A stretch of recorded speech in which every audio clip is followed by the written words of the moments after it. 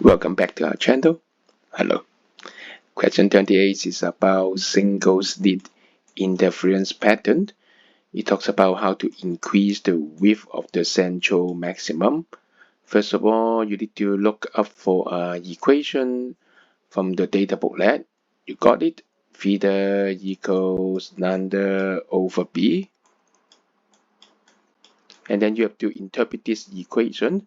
First of all, b is the slit width. In our diagram, it is W, so you can say theta equals lambda over W.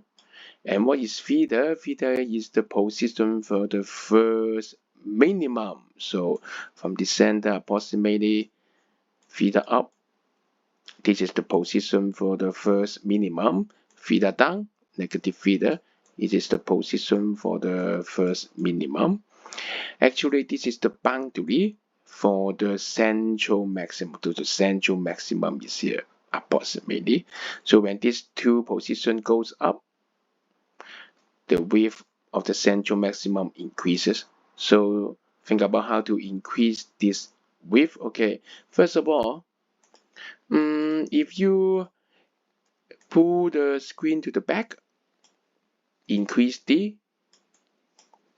you will observe, okay, if we let the lights continue to, this position continue to go, okay, good.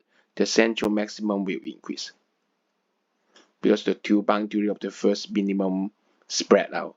So increasing D is possible. Next, of course, increasing theta works, right?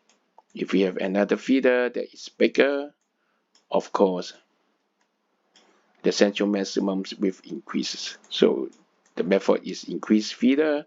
So look at here, either increasing theta or decreasing W is okay. How about intensity of light, amplitude of light? No, it doesn't appear in the equation and this doesn't appear in the geometry. So intensity does not work here. So look at the option. Which one is the answer?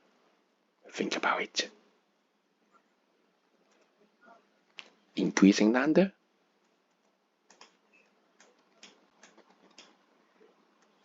decreasing I,